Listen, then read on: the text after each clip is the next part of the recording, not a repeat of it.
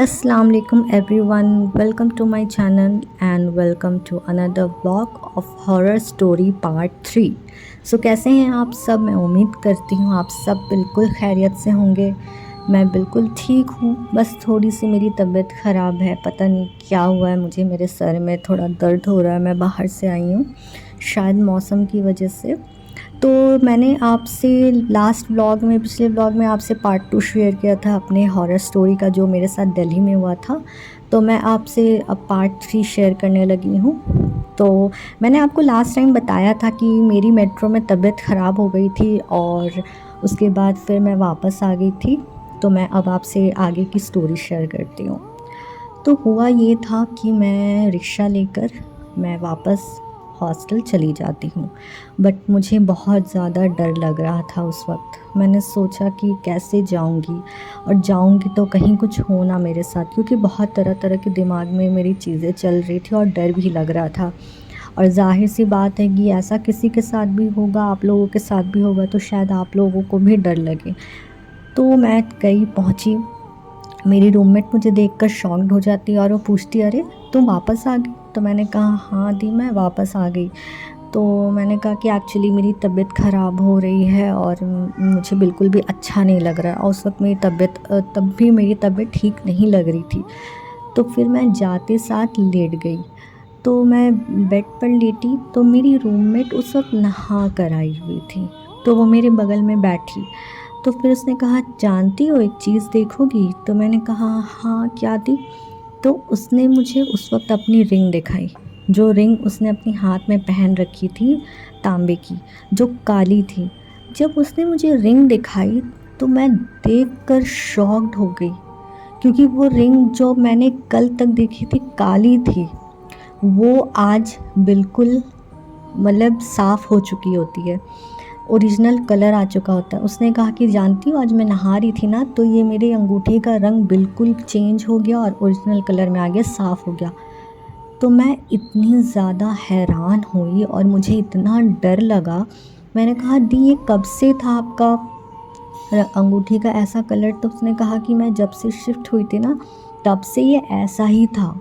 और ये आज मैं नहाई तो अचानक तो मैंने देखा कि इसका रंग बिल्कुल मतलब उतर गया है, काला रंग, और ये ओरिजिनल कलर हो गया, इसका साफ़ हो गया। तो उस वक्त मेरा दिमाग बिल्कुल सुन्न हो गया, क्योंकि मेरे दिमाग में चल रहा था कि आज मेरी अंगूठी काली पड़ गई आज से, और आज ये जब नहा कर आई है और 1 महीने से ये रह रही है, तब से इसकी अंगूठी काली हुई हुई है, और आज ये नहा कर आई, आज इसकी अंगूठी साफ़ हो गई, और आज से ही मेरी अंगूठी काली पड़ गई। तो मेरे दिमाग में सिर्फ़ एक ही चीज़ चल रही थी कि ये मेरी अंगूठी काली हुई और इसकी ठीक हो गई। तो मैंने अपनी रूममेट की तरफ देखा, ऐसे अपना चेहरा घुमाकर, और मेरी रूममेट मेरी तरफ देख रही थी।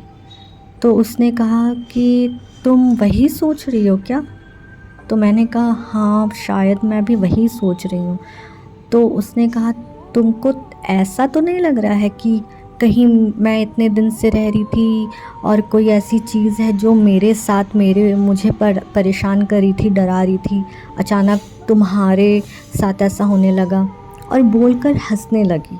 तो मैंने कहा दी, ये सीरियस बात है, क्योंकि ये सोचने की बात है, 1 महीने से आपकी अंगूठी काली पड़ी हुई थी और आज ही ये साफ़ हो गई, और आज ही मेरी अंगूठी काली पड़ गई, और जबकि ऐसी काली कि इसको साफ़ नहीं किया जा सकता। ऐसा लग रहा है कि ये मतलब किसी ने इसको जलाया है। तो वो हंसने लगी और कहने लगी, ऐसा कुछ नहीं है, ये पानी से हुआ होगा।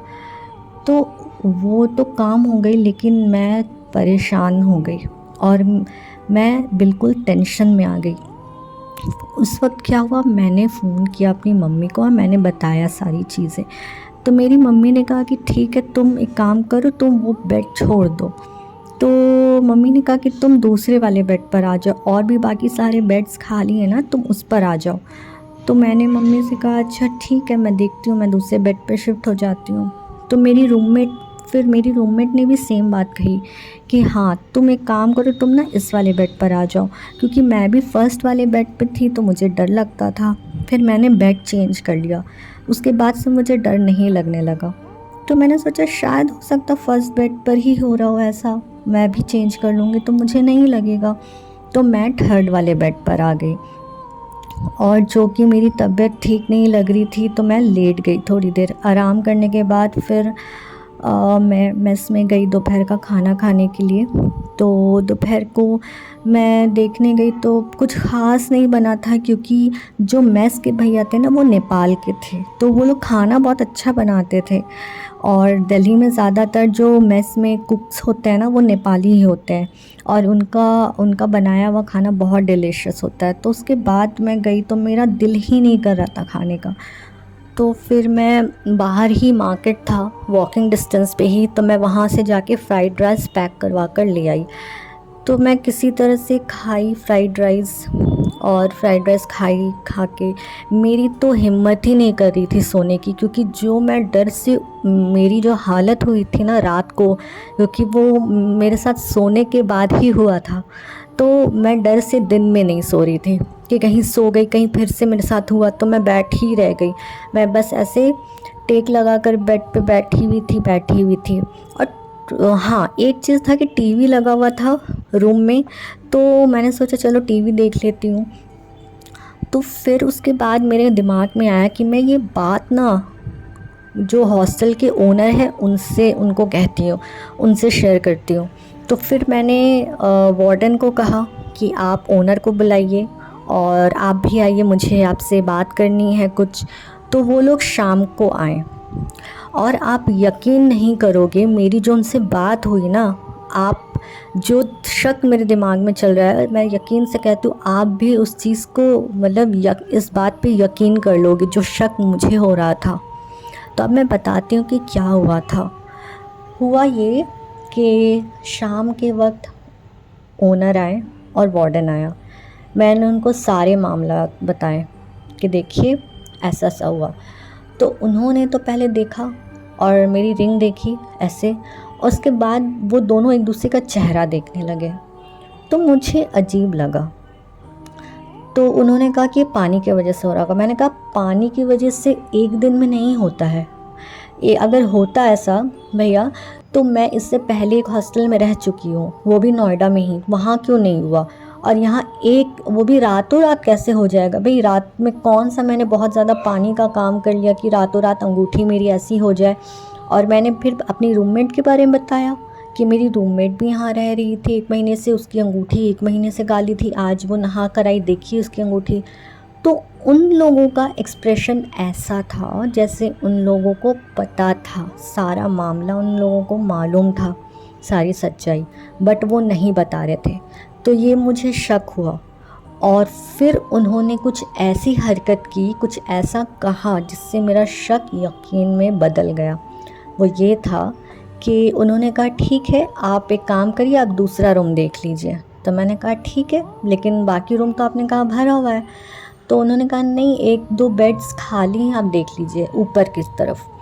तो मैं गई देखने के लिए ऊपर, वो ये ग्राउंड फ्लोर पे मेरा रूम था, तो मैं फ़र्स्ट फ्लोर पे गई देखने।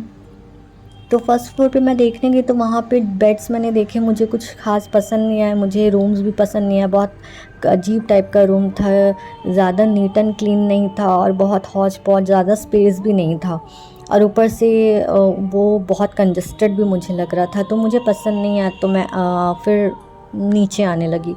तो रूम मुझे दिखा रहा था कुक, जो कि कुक है वहाँ का, खाना बनाने वाले भैया, वो दिखा रहा था। तो मैंने कहा कि ऐसा ऐसा हुआ है भैया, कभी हुआ है क्या किसी के साथ। तो उसने मुझे ये कहा अच्छा ऐसा हो रहा है, और क्या क्या हो रहा है। तो कोई भी इंसान अगर ऐसा ऐसा सुनता तो वो सबसे पहले शॉक्ड होता और पूछता ऐसा हुआ, नहीं ऐसा तो होना नहीं चाहिए, ऐसा कभी कुछ नहीं हुआ। कोई भी इंसान ऐसा ही पहली बार सुनेगा तो कहेगा कि ऐसा कैसे हो सकता, मेरे हॉस्टल में ऐसा कभी हुआ नहीं है, और भी लड़कियां रह रही है उनके साथ तो नहीं हुआ। बट उनका सवाल ये था कि अच्छा और क्या क्या हो रहा है। तो मेरा शक यकीन में बदल गया उस वक्त कि इन लोगों को पता है सब कुछ, और उनको पता है कि इस रूम में कुछ है, तभी ये रूम इतना बड़ा होकर, इतना स्पेशियस और इतना अच्छा खुला रूम होने के बावजूद भी ये रूम खाली, जो कि ग्राउंड फ्लोर पे है, और ग्राउंड फ्लोर पे सबसे पहले रूम्स भरते हैं, बट ये रूम इतना अच्छा होकर खाली है। तो मैं उस वक्त उस वक्त मुझे यकीन हो गया कि इन सब कुछ इन्हें पता है और इसी वजह से ये रूम खाली है और कोई नहीं रहता इस रूम में। बाकी सारे रूम्स ठीक थे, सारे रूम्स भरे हुए थे, फुल थे। उसके बाद मैं रूम में आ गई और उसके बाद शाम हुई। जैसे जैसे शाम हो रही थी मुझे डर लग रहा था कि फिर रात होगी और फिर मुझे सोना है। तो मैं इतनी ज़्यादा डिस्टर्ब हो चुकी थी उस वक्त कि मुझे बहुत ज़रूरत थी कि मैं किसी से बात करूं, अपना माइंड डाइवर्ट करूं। तो एक फ्रेंड था मेरा और वो मुसलमान ही है, मतलब मुसलमान ही था। तो मेरी अब उससे बातचीत नहीं होती क्योंकि हम सब बड़े हो गए, सब अपनी अपनी लाइफ में बिज़ी हो गए हैं। तो उसने मुझे बताया कि तुम एक काम करो, क्योंकि मैं उस वक्त ना इस्लाम पर ज़्यादा, मतलब इस्लाम के बारे में ज़्यादा मुझे पता नहीं था। आई मीन टू से कि मैं ज़्यादा मतलब दुआ और ज़्यादा ही वजीफ़ा ये सब के बारे में मुझे कोई ज़्यादा नॉलेज नहीं था उस वक्त। ये मतलब बेसिकली मैं कहना चाह रही हूँ। तो उसने मुझे कहा कि एक काम करो, तुम जब सोगी ना तो सूरा बकरा चला लेना। बट मुझे पता नहीं था सूरा बकरा किस काम आता है, इसकी फ़जीलत क्या है, इससे क्या होता है। और वो मुझसे ज़्यादा जानता था दीन और इस्लाम के बारे में। तो मैंने उस पर यकीन किया और मुझे लगा कि ये बेहतर जानता है, तो ये मुझे जो बता रहा है सही बता रहा है। तो उसने मुझे बोला कि सूरा बकरा तुम फ़ोन में चला लेना, क्योंकि हालांकि सूरा बकरा बहुत बड़ा आयत होता है, उसे पढ़ा नहीं जा सकता। तो उसने कहा फ़ोन में चला लेना और उसको स्पीकर पे रखना, और इतना रखना कि तुम्हारे कान में जाए और तुम्हारे बेड के आसपास आवाज़ हो, ज़्यादा आवाज़ ना हो और ज़्यादा कम भी ना हो। तो मैंने वैसा ही किया। जब मैं रात के वक्त सोने का वक्त हुआ, मैं तीसरे वाले बेड पर थी, खाई पी और उसके बाद मैं लेटने के बाद मैं शायद 11 बजे के करीब मैंने सूरा बकरा सर्च किया और मैंने उसको प्ले किया। तो जो मेरे साथ हुआ मैं बता नहीं सकती कि क्या हुआ उस दिन मेरे साथ। वाकई मैंने उसे छेड़ दिया था सूरा बकरे के मदद से, क्योंकि सूरा बकरा ऐसी आयत है कि आपके घर में कोई भी शैतान, जिन, जिन्नात कुछ भी हो, वो बेचैन हो जाते सूरा बकरा से।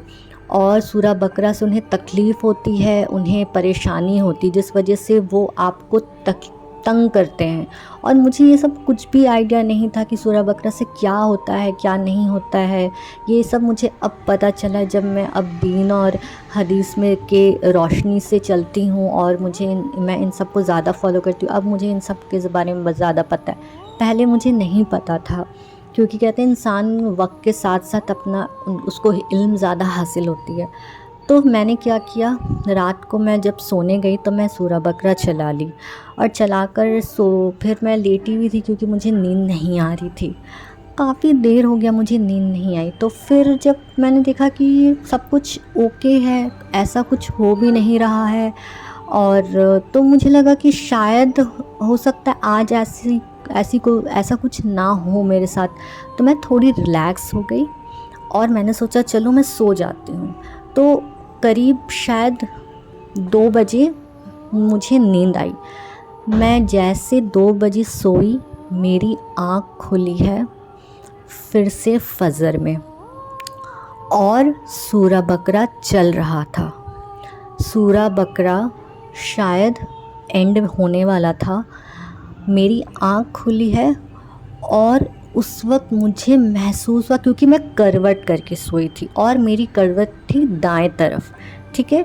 मैं थर्ड बेड पे थी और दाएं तरफ करवट थी, और मेरा फेस था चौथी और पांचवी बेड की तरफ, और मेरे पीठ की तरफ मेरी रूममेट कर सोई हुई थी। तो मुझे अचानक से ऐसा लगा जैसे मेरी पीठ के पीछे कोई खड़ा है, और वो मेरा बाएं तरफ, क्योंकि मेरा बायां साइड ऊपर की तरफ था, ऐसा लगा कोई मेरे बाएं हाथ की तरफ, बाएं करवट को कोई दबा रहा है, कोई पूरे हाथ और पूरे पैर पर कोई वज़नी चीज़ है। और एकदम से मेरा हाथ और पैर एकदम पैरालिसिस की तरह काम करना बंद हो रहा था, जैसे हाथ पैर सुन्न हो जाता और काम करना बंद हो जाता है। मतलब मेरे पूरे बदन में पसीना छूटने लगा, मैं पसीना पसीना हो गई। और मेरे दिल की धड़कन इतनी तेज़ हो गई कि मैंने फ़ौरन से सूरा बकरा बंद किया और मैं जो की तो मैं करवट करके ही पड़ी थी। मैं बिल्कुल सुन्न हो गई और मेरी इतनी हिम्मत नहीं हो रही थी कि मैं करवट चेंज कर पाऊँ या मैं सीधी लेट लूँ या अपनी रूममेट को आवाज़ दे लूँ, क्योंकि मुझे साफ महसूस हो रहा था कि कोई चीज़ मेरे पीछे है। हमें आहट महसूस होती है ना, बिल्कुल वही आहट मुझे किसी की महसूस हो रही थी, कोई पीछे है। और मेरा पूरा हाथ सुन्न हो गया, मेरा पैर सुन्न हो गया, मेरा हाथ ही नहीं उठ रहा है और ऐसा लग रहा था जैसे मैं करवट करना चाह रही हूँ पर मैं नहीं पलट पा रही हूँ, मेरा काम नहीं कर रहा लेफ़्ट साइड।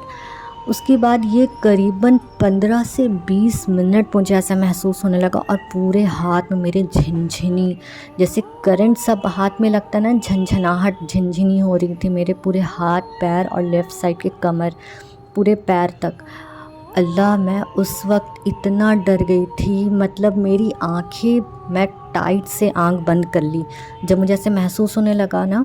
और हमें डर लगता है तो कभी कभी हम कैसे ही रात को सोते तो आँख बिल्कुल टाइट से बंद कर लेते हैं डर के मारे, वैसे ही मेरी आँखें टाइटली बंद थी डर के मारे। और मैं खोल ही नहीं रही थी कि कहीं कुछ मुझे दिख गया और महसूस हो गया तो मेरी हालत ख़राब हो जाएगी।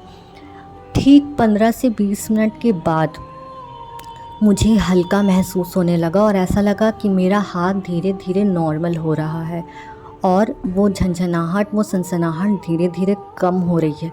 जब पूरी तरीके से कम हो गई तो मैं करीब शायद फिर से 15-20 मिनट तक वैसी ही लेटी रही, यानी आधे घंटे मैं एक लाश की तरह पड़ी थी, ना हिल रही थी ना डुल रही थी और आँख बिल्कुल बंद, बिल्कुल पसीने से तर हो गई थी।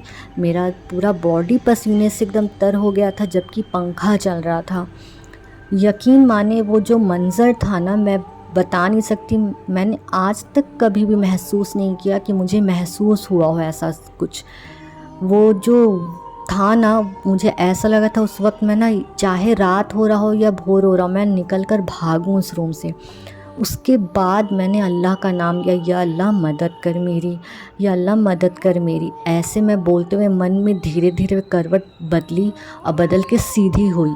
सीधी होकर मैं फिर से वैसी ही लेटी रही, मैं उठने की हिम्मत नहीं हुई मेरी। उसके बाद मैंने टाइम देखा, टाइम हो रहा था शायद 4 बज रहे थे उस वक्त। या उसी वक्त मेरी रूममेट उठी। जब मेरी रूममेट उठी तो मुझे थोड़ी जान में जान आई कि चलो इसकी आँख खुली है। आँख खुली उसकी तो वो उठकर पानी पी।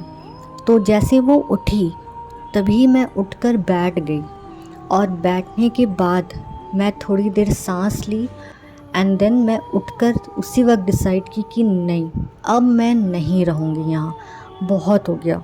और ये चीज़ मेरे लिए बर्दाश्त से बाहर था। कोई भी इंसान ना कोई चीज़ बर्दाश्त कर सकता है, किसी का ताना बर्दाश्त कर लिया, चलो सब्र कर लिया, किसी का कुछ कोई गाली दिया तो चलो बर्दाश्त कर लिया, लेकिन ये जो चीज़ हो रही थी ना, ये खौफनाक चीज़, ये कोई बर्दाश्त ही नहीं करेगा, क्योंकि इसमें आपकी जान का ख़तरा है। अल्लाह ना करे अगर कुछ इससे ज़्यादा हो गया आपकी जान को तो मेरी कोई मदद नहीं कर सकता। और मैं सच कहूँ, इंसान किसी गुंडे, मवाली, बदमाश से निपट सकता है, लेकिन इन सब जो मखलूक, ये जो मखलूक होते हैं ना, ऐसे मखलूक से इंसान नहीं निपट सकता। सच बताऊँ, चाहे जितना भी इंसान ताकतवर हो, ऐसे मखलूक से कोई इंसान नहीं भिड़ सकता। बस मैंने डिसाइड किया कि चाहे जो हो, मैं अभी इसी वक्त अपनी खाला के घर जाऊंगी। मैं उठी और उठते साथ मैं वॉशरूम गई।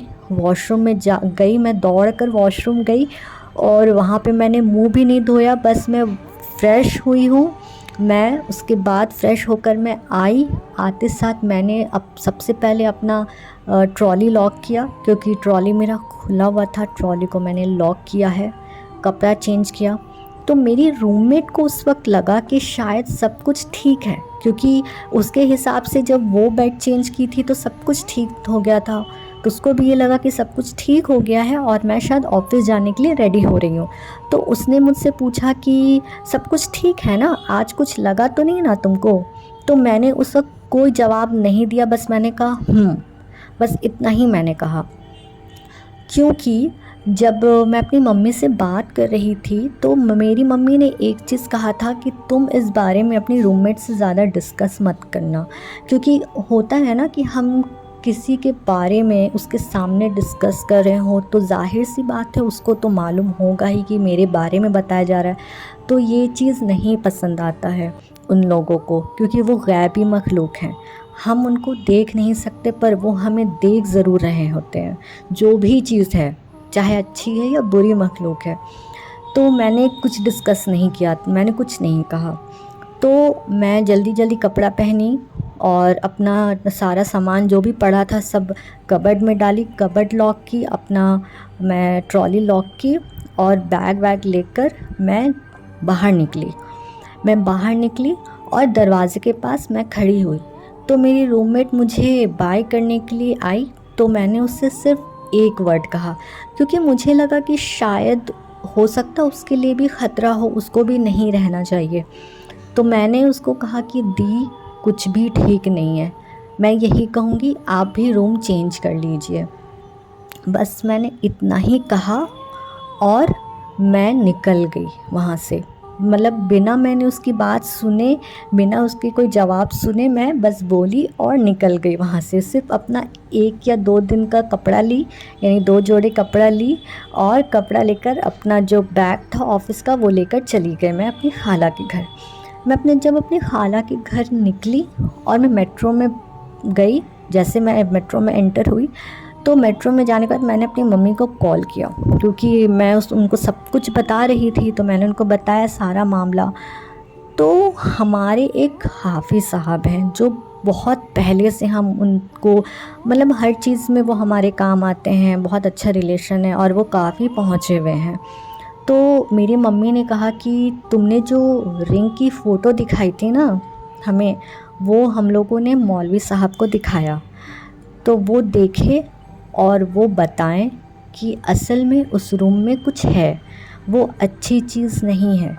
क्योंकि अगर कहीं से आपको गंदी बदबू आ रही है, आपकी तबीयत ख़राब हो रही है, तो इसका मतलब वो अच्छी मखलूक नहीं है, वो कुछ गैबी है, बट वो बुरी है। जब मैंने ये सुना तब तो मेरे ऊपर से नीचे लग रहा था मेरा बीपी ही लो हो गया है। मैं सीट कहीं से ढूंढी और ढूंढकर जल्दी से मेट्रो में बैठी और उसके बाद मेरे दिमाग में सारा फ्लैशबैक चल रहा था, क्या क्या हुआ, कैसे हुआ। मैं बस जल्दी से खाला के घर पहुंचना चाहती थी। तो मैं खाला के घर पहुंची और मैंने खाला को सब कुछ बताया। और तो जाहिर सी बात है कि कोई भी इंसान अगर ऐसा सुनेगा क्या कि किसी के साथ ऐसा हुआ है तो उसे भी थोड़ा डर लगेगा ही, क्योंकि ऑब्वियसली आप वैसी जगह से आप उनके घर आए हो तो उनको थोड़ा सा इनसिक्योर फील होगा। तो खाला भी डर गई थी। तो मैंने कहा कि खाला ऐसी कोई बात नहीं है, मत डरिए, अब मैं सेफ़ हूँ, मुझे कुछ ऐसा महसूस यहाँ नहीं हो रहा है। लेकिन मैं सच बताऊँ, मैं जब खाला के घर पहुँची तो जब मैं उस दिन पहुँची थी मैं सुबह में, तो मुझे उस वक्त बिल्कुल एकदम हल्की हल्की सी वही बदबू आ रही थी। बट मैंने खाला को नहीं बताया क्योंकि वो डर जाएंगे, उनके छोटे छोटे बच्चे थे। बट वो बहुत रेयरली आ रही थी, ऐसा नहीं कंटिन्यू, रेयरली। बट मैं उस वक्त आयतल कुर्सी पढ़ी और आयतल कुर्सी पढ़कर दम की अपने ऊपर। मैं वहीं रही 2 से 3 दिन, मैं वहीं रही। उसके बाद मैंने अपने कॉल किया वहाँ ओनर को और वार्डन को और मैंने उनको सारी बात बताई और मैंने कहा कि मैं यहाँ नहीं रहूँगी। और जो कि मैं ज़्यादा दिन रही नहीं थी और मेरे पास कोई ठिकाना नहीं था रहने का, तो मैंने उनको कहा कि आप मुझे कोई और हॉस्टल अरेंज करके दो, मैं वहाँ नहीं रहूँगी और मैं पैसे भी नहीं दूँगी। तो उन्होंने कहा ठीक है, कोई बात नहीं, आप पैसे मत दो। लेकिन उनको पता था इस रूम में कुछ है, तभी उन्होंने ज़्यादा रिएक्ट नहीं किया और ये बात आखिर में कंफर्म हो गया था जब उन्होंने ऐसा कहा। उसके बाद मेरी मम्मी ने कहा कि तुम एक काम करो, क्योंकि मैं 2 दिन रह गई थी, अब मैं वहीं तो नहीं रह सकती थी क्योंकि मेरा सारा सामान हॉस्टल में था। मम्मी ने कहा तुम जाओ और जाकर अगले दिन सारा सामान ले आओ। और अब तो मेरी हिम्मत ही नहीं हो रही थी जाने की, और मेरे साथ कोई था भी नहीं कि मैं किसी को ले जाऊं। मतलब ना कोई फ्रेंड, ना कोई बड़ा भाई या बहन जिसको मैं साथ ले जाऊं। और मेरे खालू थे पर उनको भी ऑफिस जाना रहता था, तो मैं उनको परेशान नहीं करना चाहती थी। तो मैंने जैसे तैसे हिम्मत बनाई अपनी, क्योंकि जाना तो था ही, क्योंकि मेरा सारा सामान था हॉस्टल में, लाना तो था, चाहे मैं फ़ेस करूं या जितना भी डरूं, मुझे जाना था। और मैंने किसी तरह हिम्मत बनाई अपनी। उसके बाद 2 दिन के बाद मैं तीसरे दिन मैं सुबह निकली। उसके बाद मेरी मम्मी ने कहा, उन्होंने मुझे एक सलाह दिया कि देखो जाना तो वहाँ किसी से कोई बात मत करना, इस बारे में कुछ भी डिस्कशन मत करना, बस जाना और सारे सामान पर पहले घुसते साथ आयतल कुर्सी पढ़ना, ठीक है, और पढ़कर दम कर लेना। और उसके बाद सारे सामान पर भी दम करना और सारा सामान लेके फटाफट निकल जाना रूम से। मैंने ठीक वैसा ही किया। जैसे जैसे मैं जा रही थी हॉस्टल के करीब, मेरे दिल की धड़कन बढ़ती जा रही थी, क्योंकि मैं उसी जगह जा रही थी जहाँ पे ये सब कुछ हुआ था। और इतना आसान नहीं होता है वापस उसी जगह पे जाना जहाँ आपके साथ हादसा हुआ हो। तो जाना तो था, बट मैं गई। और मैं जैसे रूम में घुस रही थी, रूम नहीं, आई मीन हॉस्टल में घुस रही थी, और जैसे से रूम के करीब जा रही थी, मुझे इतना ज़्यादा डर लग रहा था। बट मुझे याद आया कि उन लोगों को महसूस नहीं कर होना चाहिए कि आप डर रहे हो। इससे वो ज़्यादा, मतलब मैं उनको पता चल जाता है कि आपको डर लग रहा है, और जो डरते हैं ना फिर वो उनको ज़्यादा परेशान करते हैं और हावी होते हैं। तो फिर मैंने क्या किया, मैं अपने अंदर हिम्मत लाई कि नहीं, मुझे बस जल्दी से जाना है, सामान लाना है और निकल आना है, और मुझे ऐसे रिएक्ट करना है जैसे कुछ हुआ ही ना हो। मैं वैसे ही गई। जैसे मैं रूम के अंदर गई तो मैंने देखा मेरी रूममेट वहीं बैठी है। तो मैंने मतलब उसको हाय हेलो किया, और मैं फटाफट बस जल्दी से अपना चाबी निकाली, कबर्ड खोली और अपना ट्रॉली वगैरह ली, उस पर दम की। तो मेरी रूममेट बस मुझे देख रही थी, उसने कुछ भी नहीं कहा, मतलब उसने ना कुछ कहा ना कुछ पूछा, बस ऐसी वो बैठकर देख रही थी मुझे। तो मुझे भी अजीब लगा। तो फिर मैं जल्दी से सामान ली, और फिर वहाँ वार्डन खड़ा था, मैंने उसको कहा कि मैं जा रही हूँ भैया, आप मुझे जल्दी से हॉस्टल का पता करके बताइएगा। तो उसने कहा ठीक है। उसके बाद मैं लेकर निकल रही थी, तो मेरी रूममेट भी मेरे साथ आ रही थी पीछे पीछे। तो मैंने कहा ठीक है दी, मैं जा रही हूँ, क्योंकि आपको पता ही मेरे साथ क्या क्या हुआ, तो अब मैं यहाँ रह नहीं सकती। तो जैसे मैं ये सब सामान लेकर बाहर निकल ही रही थी, और निकल कर मैं गेट बंद ही कर रही थी, मेरी रूममेट ने जो मुझसे कहा है, मुझे आज तक नहीं पता उसने मुझे ये क्यों कहा, क्या वजह थी। और ये जो मिस्ट्री थी ये अनसॉल्व्ड ही रही, क्योंकि आज भी मुझे समझ नहीं आता कि ये क्या था। जैसे मैं सामान लेकर बाहर निकलती हूँ, मेरी रूममेट कहती है, आइंदा किसी के भी घर में जाने से पहले उसकी इजाज़त ज़रूर ले लेना, बिना इजाज़त के मत जाना। तो उस वक्त तो मैंने ध्यान नहीं दिया उसकी बात पर, क्योंकि मुझे लगा कि मतलब मैंने ध्यान ही नहीं दिया।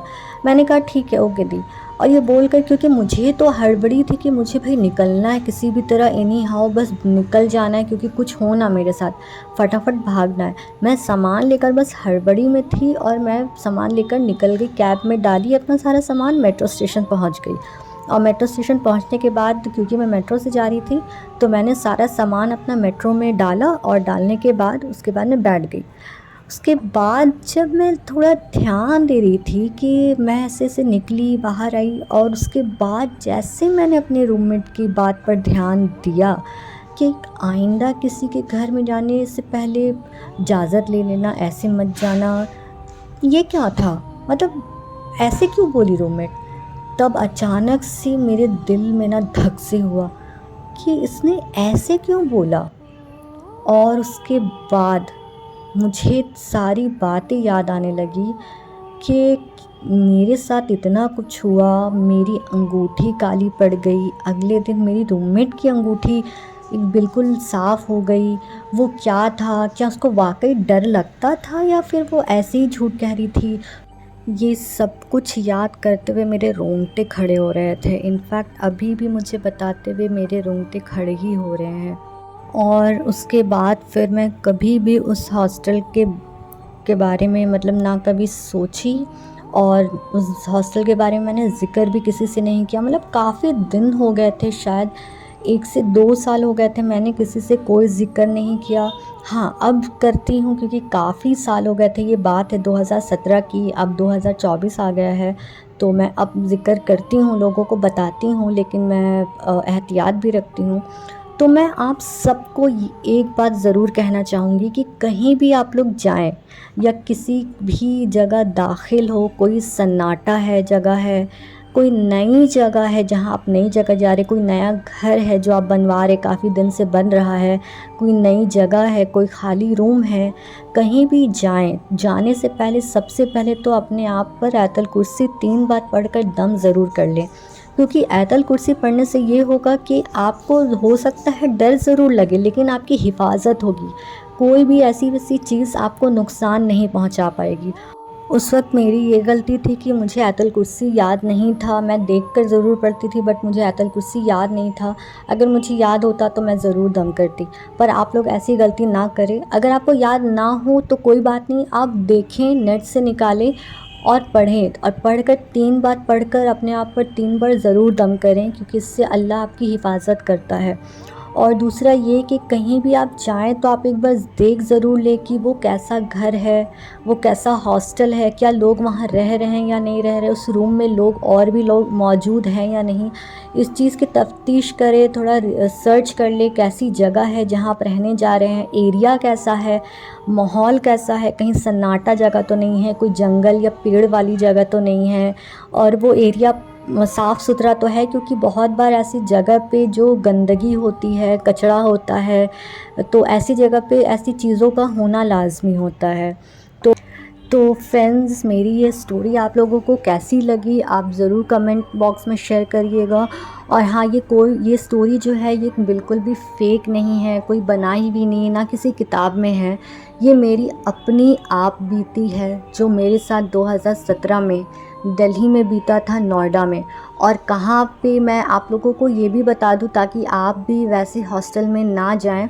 ये हॉस्टल है नोएडा सेक्टर 18 में, जहाँ डीएलएफ मॉल है। सेक्टर 18 यानी मेट्रो स्टेशन जो है 18 का, वहाँ पर है। और मैं एग्जैक्ट एड्रेस नहीं बता सकती क्योंकि काफ़ी साल पहले की बात है, तो मुझे ये एड्रेस याद भी नहीं है। बट ये एक सोसाइटी है, सोसाइटी के बीच में एक घर है। इस घर को हॉस्टल बनाया गया है, क्योंकि ये एक हॉस्टल की तरह नहीं दिखता है, ये एक घर है, शायद किसी का घर था और उस घर को हॉस्टल बना दिया गया था। तो मैं नहीं चाहूँगी कि कोई भी जाए इस हॉस्टल में, कोई भी रहे। हाँ, बाकी हो सकता है रूम्स अच्छे हो, पूरा हॉस्टल ख़राब नहीं था, बाकी रूम्स में सारी लड़कियां थी, रह रही थी, बस वो रूम ख़राब था। तो ऐसे आप लोग चाहें तो कहीं भी जाएं, बट हाँ, पता करके जाएं। और मेरी ये स्टोरी आप सब अपने फ्रेंड्स, अपनी फैमिलीज़ में ज़रूर शेयर करिएगा ताकि वो भी अवेयर रहें और हर चीज़ के बारे में मालूमात रहे, उनको पता रहे कि ऐसे किसी भी घर। और हाँ, वॉशरूम में भी जाए, कोई पब्लिक वॉशरूम है या कोई ऐसा जगह है जहाँ आपको डर लग रहा हो, तो हिफाजत अपनी, बेहतर है कि precaution is better than cure. आप ना जाएं, आप कोई ऐसी जगह जाए जो आपको सेफ़ लग रहा हो, जहाँ लोग हैं, बहुत सारे लोग मौजूद हैं। सन्नाटे जगह पे ना जाए, क्योंकि सन्नाटे जगहों पे भी ऐसी चीज़ों का बसेरा होता है, उनकी मौजूदगी होती है। तो और अपने आप को दम ज़रूर किया करें, क्योंकि बात की चीज़ें तो अलग है, और हम लोग जो तुरंत कर सकते हैं वो है हमारे लिए आयतल कुर्सी। आयतल कुर्सी हमारे लिए बहुत बड़ी नेमत है, तो इसको हमेशा अपनी ज़िंदगी में शामिल करें। और आज के बाद मतलब उसके बाद से तो मैं कभी भी कुछ भी कहीं भी जाती हूँ तो दम ज़रूर करती हूँ, या कुछ ऐसा महसूस होता है तो मैं ज़रूर दम करती हूँ। सो गाइज़, मिलते हैं नेक्स्ट व्लॉग में। अल्लाह हाफ़िज़।